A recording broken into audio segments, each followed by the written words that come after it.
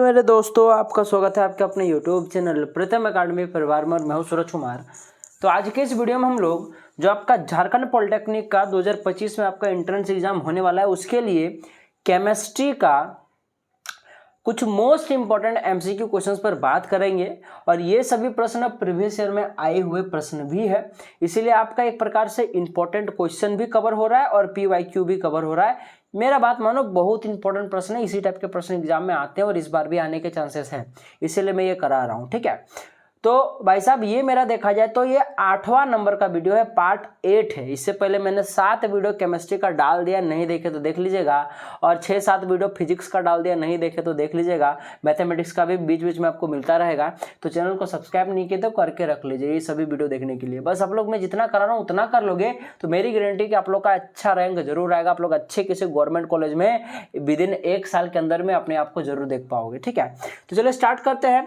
देखो, सबसे पहला प्रश्न लेगा कि जब आपके पास कुरकुरे के जो पैकेट होता है, सभी लोगों ने कुरकुरे चिप्स वगैरह खाया होगा, इसमें जो रिक्त स्थान होता है इसमें एक अक्रिय गैस भरी जाती है। ठीक है ना, जैसे नाइट्रोजन जैसे अक्रिय गैस भरा जाता है। याद रखना मेरी बात, कभी कभी क्वेश्चन पूछता है कि कुरकुरे में किस प्रकार का गैस डाला जाता है और क्यों डाला जाता है। ठीक है, तो देखो उसमें डाला जाता है नाइट्रोजन गैस, नाइट्रोजन जैसे अक्रिय गैस डाले जाते हैं। ठीक है, और यह उसे डैश से रोकने के लिए क्या आता है, यानी कि वही क्वेश्चन कि उसमें भाई साहब अक्रिय गैस क्यों डाला जाता है, तो वही क्वेश्चन है।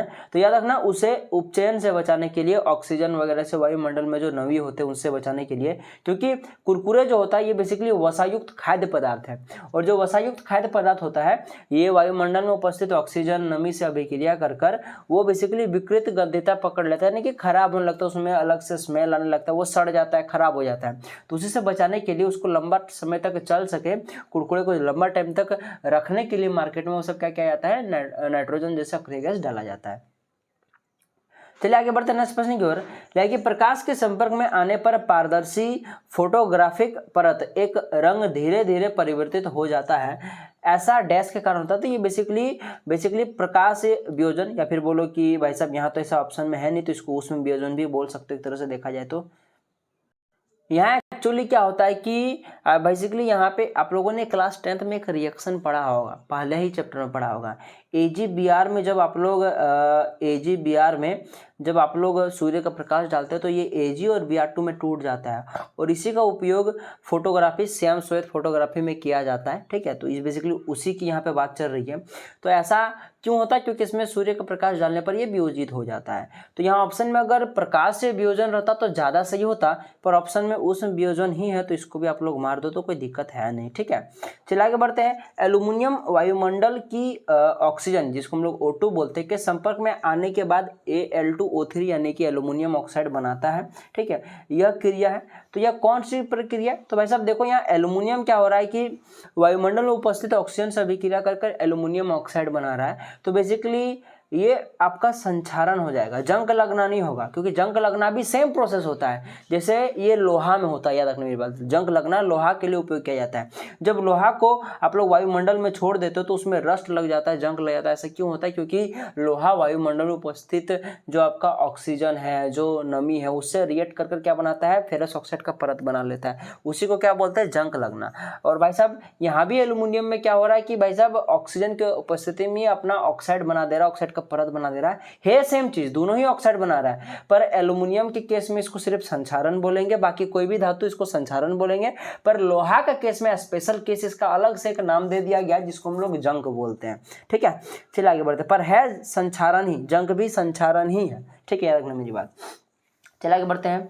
जब नीले रंग के CuSO4 क्रिस्टल को गर्म किया जाता है तो यह सफेद क्रिस्टल ठोस पदार्थ प्राप्त होता है, यह सफेद ठोस है। तो भाई साहब याद रखना, CuSO4 जिसमें वाटर के मॉलिक्यूल प्रेजेंट होते हैं तब वो बेसिकली नीले रंग का होता है। जब इसको आप लोग गर्म कर दोगे ना तो जितने वाटर के मॉलिक्यूल है वो बेसिकली उड़ जाएंगे। इस कारण से क्या होगा कि वो बेसिकली एक पाउडर के फॉर्म में, क्रिस्टल के फॉर्म में बचेगा, जो कि किस रंग का होता है, जो कि वो व्हाइट रंग का होता है। अगर उसको आप लोग अगेन गर्म करोगे तो वापस वो अपना रंग गेन कर देगा, इसको याद रख लीजिए मेरी बात। तो इसका 1 नंबर का ऑप्शन CuSO4 × H2O करेक्ट हो जाएगा।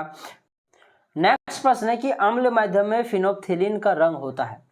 तो याद रखना, फिनोप्थिलीन जो होता है बेसिकली एक संश्लेषित एक इंडिकेटर होता है अम्ल छाल का। ठीक है ना, क्षार का, छाल नहीं। ठीक है, तो बेसिकली फिनोल्फ्थेलिन क्या है कि इसमें अगर आप लोग अगर अम्ल को या लवण को डालोगे तो ये अपना रंग परिवर्तन नहीं करता, ये रंगहीन ही होता है, ठीक है। ये एक प्रकार का रंगहीन द्रव होता है, याद रखना मेरी बात, फिनोल्फ्थेलिन।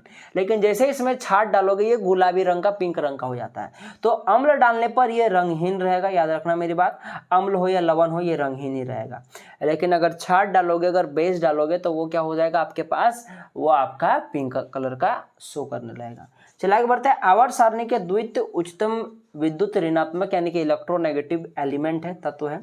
तो याद रखना पूरे आवर्त सारणी में जो कि हम लोग अभी तक 118 एलिमेंट जानते हैं, उसमें से सबसे अधिक बेमान तत्व जिसको बोला जाता है, जिसको हम लोग शॉर्ट में मतलब केमिस्ट्री के भाषा में इलेक्ट्रोनेगेटिविटी बोलते हैं, ठीक है, इलेक्ट्रॉन नेगेटिव एलिमेंट बोलते हैं, ठीक है। तो वो होता है फ्लोरीन, सबसे बेमान फ्लोरीन होता है। उसके बाद ऑक्सीजन होता है, तो दूसरे नंबर पर क्वेश्चन में पूछा, इसीलिए ऑक्सीजन सही आंसर इसका हो जाएगा, ठीक है। फ्लोरीन तो सबसे ज्यादा है, याद रखना मेरी बात। चलिए आगे बढ़ते हैं नेक्स्ट प्रश्न की ओर। 12वीं कक्षा में अर्धपूर्णित इलेक्ट्रॉन विन्यास वाला तत्व है, तो यह मैग्नीशियम है, ठीक है, याद रखना। चलिए आगे बढ़ते हैं। प्रभावी नाभिकीय आवेश का क्रम है। प्रभावी नाभिकीय आवेश यानी कि नाभिक का आवेश का बढ़ने का क्रम कौन सा है? नाविस क्या बोल रहा हूँ मैंने, जो नाभिक का जो आवेश जो आपका बढ़ेगा, ऑब्वियसली बात है कि नाभिक में पॉजिटिव चार्ज होता है, क्योंकि नाभिक में न्यूट्रॉन और प्रोटॉन प्रेजेंट होता है। न्यूट्रॉन तो न्यूट्रल है, उसका तो कोई चार्ज होता नहीं, तो वो है नहीं है, कोई मतलब नहीं है आवेश के टाइम पे। परंतु वहाँ पे एक्चुअली में जो पॉजिटिव चार्ज होता है नाभिक, वो इसलिए होता है क्योंकि वहाँ पे प्रोटॉन प्रेजेंट होता है। तो भाई साहब जितना ज़्यादा प्रोटॉन उसका उतना ज़्यादा आवेश, ठीक है, और प्रोटॉन जितना ज़्यादा होगा, यानी जाहिर सी बात है कि भाई साहब उसका एक्चुअली में ऐसा बोलना सही होगा कि जो परमाणु का जो त्रिज्या होता है, फिर बोलो कि जो परमाणु का साइज जैसे जैसे आपका बढ़ेगा वैसे उसका नाभिक का आवेश भी बढ़ेगा। तो आपको सबको पता है कि सबसे, अगर मैं बात करूँ तो इन ऑप्शनों में जो सबसे बड़ा है वो है आपका लिथियम। लिथियम का साइज सबसे बड़ा होता है, फिर सोडियम का, फिर पोटेशियम का, फिर लास्ट में रुबिडियम का होता है, ठीक है। तो बेसिकली यही क्रम इसका सही हो जाएगा इसका आंसर, क्योंकि जैसे जैसे नाभिक का साइज बढ़ता है समझ लो उसका जो नाभिक का आवेश भी बढ़ता जाता है। तो यही बी नंबर का ऑप्शन कट हो जाएगा। निम्नलिखित में से त्रिक है, डोबेराइन ने त्रिक दिया था, जिस प्रकार से हम लोग, जैसे कि हमारा का जो आधुनिक आवर्त सारणी है, ठीक है। अच्छा, आधुनिक आवर्त सारणी किन्होंने दिया था मैंने पहले प्रीवियस वीडियो में बताया हुआ है, तो आप लोग मुझे कमेंट करके जरूर बताना। और बाकी मेंडलीव का आवर्त सारणी आप लोगों ने पढ़ा हुआ है, उसी प्रकार से डोबेराइन का एक त्रिक भी आया था, ठीक है। तो उसमें से यहाँ कौन सा ऑप्शन है जो डोबेराइन का एक त्रिक है? तो याद रखना BeMgCa ये जो है एक डोबेराइन त्रिक है। अच्छा, पोटेशियम ऑक्साइड और लिथियम ऑक्साइड की अपेक्षा प्रबल क्षार है, इसका कारण क्या है? तो देखो पोटेशियम जो हाइड्रोक्साइड होता है ये जल की उपस्थिति में ये बहुत अच्छे से आपका OH- आयन देता है। एक्चुअली रीजन तो यही है, इस कारण से जो पोटेशियम हाइड्रोक्साइड जो होता है, ये पोटेशियम ऑक्साइड जो होता है बेसिकली, ये पोटेशियम ऑक्साइड नहीं, पोटेशियम हाइड्रोक्साइड जो होता है ये बेसिकली आपका अधिक प्रबल क्षार है लिथियम हाइड्रोक्साइड से, ठीक है। परंतु यहाँ पे भाई साहब ऐसे भी आप लोग याद रख सकते हो कि जो पोटेशियम अधिक अभिक्रियाशील है, इसीलिए इसको ऐसे भी करके आप लोग याद रख सकते हो, कोई दिक्कत है नहीं। तो यहाँ पे ऑप्शन में हो जाएगा क्योंकि पोटेशियम अत्यधिक क्रियाशील तत्व है, इसलिए सी नंबर का ऑप्शन कट हो जाएगा। नेक्स्ट प्रश्न है, अल्कली की उपस्थिति में एक अस्टर का जलीय अपघटन कहलाता है, इसी को तो हम लोग साबुनीकरण कहते हैं ना। अच्छा, वनस्पति तेल का सामान्यता होता है, वनस्पति तेल में सामान्यता होता है, तो इसमें लंबी श्रृंखला में असंतृप्त वसीय अम्ल होते हैं, तो इसलिए आपका एक नंबर का ऑप्शन करेक्ट हो जाएगा।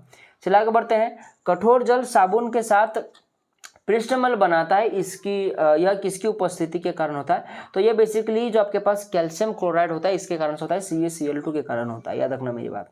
चलिए आगे बढ़ते हैं। मिशेल का जल विरोधी अंत हाइड्रोकार्बन में घुलनशील है, क्योंकि भाई साहब समझो कोई चीज हाइड्रोकार्बन में घुलनशील तब होगा जब वो अध्रुवीय होगा, तो इसका सही आंसर अध्रुवीय हो जाएगा। लेकिन बाकी जो हो जाएंगे, देखो दो तरह के आप लोग पढ़ोगे, एक हाइड्रोकार्बन एक नॉर्मल हाइड्रोकार्बन। तो नॉर्मल हाइड्रोकार्बन जिसको हम लोग पोलर भी बोलते हैं, तो वो ध्रुवीय होगा तभी उसमें घुलनशील होगा, जैसे कि जल वगैरह में घुलनशील होने के लिए उसको ध्रुवीय होना पड़ेगा। लेकिन जो आपका तेल वगैरह हो गया, जो हाइड्रोकार्बन होते हैं उसमें घुलनशील होने के लिए आपको अध्रुवीय होना पड़ेगा, तो ए नंबर ऑप्शन करेक्ट हो जाएगा। देखिए मैं उतना डीप नहीं जा रहा हूं क्योंकि ये सब डीप जाने के लिए आपको 11-12 पढ़ना पड़ेगा, मैं बस उतना बता रहा हूं जितना आप लोग समझ पाओगे, जितना पचा पाओगे, और जिससे आपका क्वेश्चन बन पाएगा और आप लोग को समझ में भी आ रहा होगा, मुझे पता है, ठीक है। क्योंकि मैं ऑफलाइन भी पढ़ाता हूँ तो बच्चों को भी इसी तरह से पढ़ाता हूँ, तो बच्चे भी समझ पाते हैं, ठीक है। ज़्यादा टेक्निकल जाकर फायदा है नहीं, समय कम है, ज़्यादा पढ़ना है। चलिए स्टार्ट करते हैं। अच्छा, वे यौगिक जो समजात श्रृंखला में नहीं आते हैं याद रखना समझाते श्रृंखला में वही आएगा जिसके पास जो आपका प्रकारात्मक समूह है वो सेम होना चाहिए, और साथ ही साथ देखा जाए तो आपका जो आपका यहाँ पे मॉलिक्यूल दिया हुआ है उसमें CH2 का सब में डिफरेंस होना चाहिए। जैसे देख लो सब में O है, बेसिकली एक्चुअली यहाँ O नहीं, यहाँ पे सब में देखा जाए तो अल्कोहल है, ठीक है, याद रखना मेरी बात, यानी कि सब में यहाँ पे अल्कोहल, यानी प्रकारात्मक समूह तो सेम है। अब बाकी देखना है कि इसका जो आणविक सूत्र है उसमें CH2 का अंतर है कि नहीं। देखो ये पहला वाला आपके पास CH4, उसमें अगर एगो कार्बन और 2 हाइड्रोजन जोड़ दोगे तो आपके पास C2H6 बन जाएगा, और उसमें अगर आप लोग फिर एगो कार्बन और 2 हाइड्रोजन जोड़ दोगे तो C3H8 बन जाएगा। यानी कि ये तीनों का तीनों जिसमें प्रकारात्मक समूह भी सेम है, अल्कोहल है, और साथ ही साथ इसका भाई साहब जो क्रम है वो CH2 का भी है, यानी कि ये तीनों ही समझाते श्रृंखला में आते हैं, परंतु ये D नंबर का नहीं आएगा, यही सही आंसर हो जाएगा, क्योंकि इसमें प्रकारात्मक समूह तो सेम है परंतु इसमें CH2 का अंतर नहीं है, ज़्यादा अंतर है। चलिए आगे बढ़ते हैं। अच्छा, आगरा में जो ताजमहल का रंग है ये किसके कारण परिवर्तित हो रहा है, तो बेसिकली अम्ल वर्षा के कारण परिवर्तित हो रहा है। अच्छा, प्रति अम्ल डैश को कम करने के लिए प्रयुक्त होता है, तो देखो प्रति अम्ल तो बच्चे क्या कर देगा, क्षारीय मार देगा, जो कि गलत हो जाएगा क्योंकि अम्ल क्षार का विक्रिया से उदासीन बनता है, ठीक है, तो ऐसा नहीं करना है। प्रति अम्ल का मतलब ही ऐसा ये होता है कि जो अम्ल का विरोध करे, तो यानी जाहिर सी बात है कि अम्लता को दूर करने के लिए होगा, जिसको बेसिकली एंटासिड वगैरह का हम लोग उपयोग करते हैं ना, पेट की अम्लता बढ़ जाता है तो उसको खा लेते, तो जैसे कभी ज़्यादा होता खा लिया ढीडे होकर एकदम, कभी एकदम भंडारा वगैरह चला तो पूरा खा लिया एकदम, ठीक है, तो उसके बाद क्या होता है पेट में पच नहीं पाता है, पेट दर्द करने लगता है क्योंकि पेट में अम्ल बढ़ जाता है।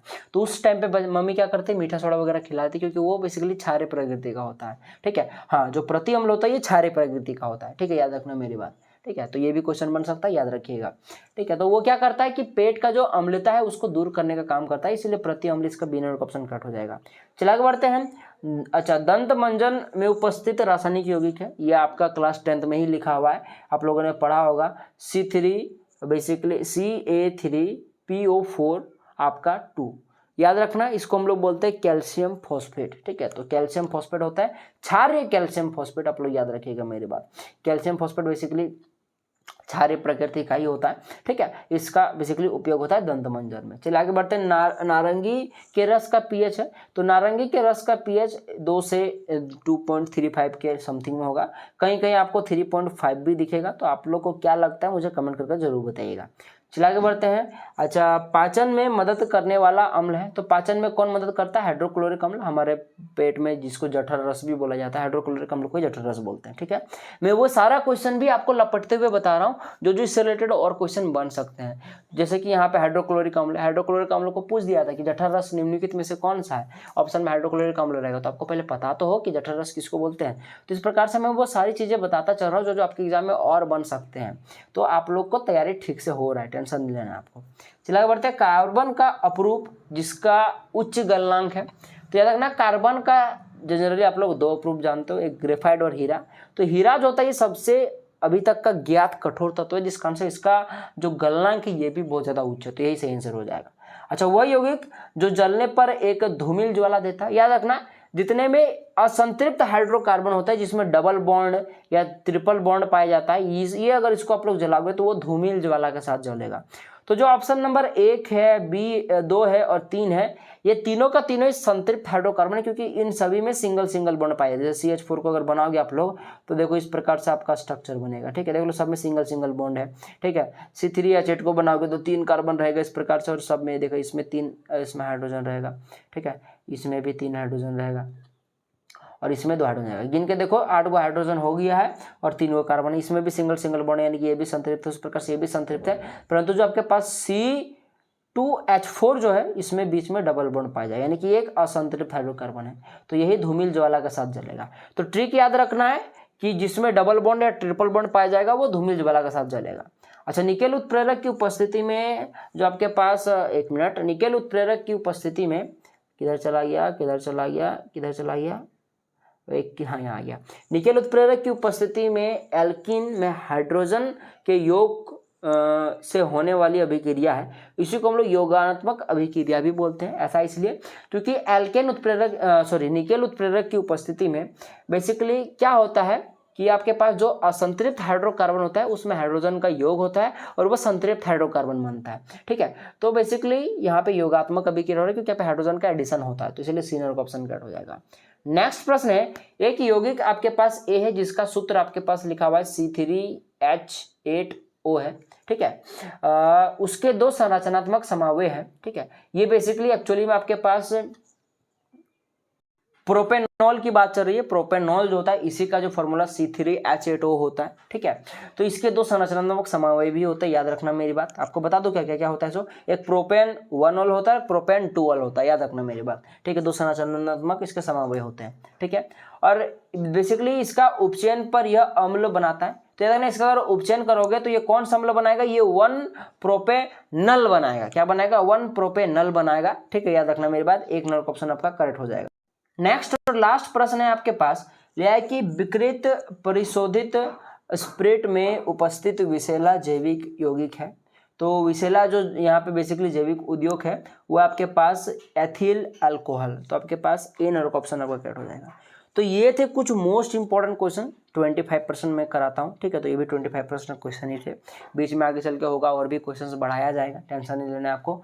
तो वीडियो कैसा लगा कमेंट करके जरूर बताइएगा। अगर नए हो चैनल पे तो सब्सक्राइब जरूर कीजिएगा, साथ ही साथ अपने दोस्तों तक जरूर शेयर कीजिएगा। इससे मेरा भी फायदा है, मेरा क्या फायदा आप लोग भली भांति जानते हो। ठीक है, और आपका क्या फायदा है कि आपका दोस्त भी पढ़ लेगा। ठीक है, कभी आपका नाम करेगा अगर सिलेक्शन उसका भी हो जाए तो। ठीक है, तो ये सारी बातें हैं।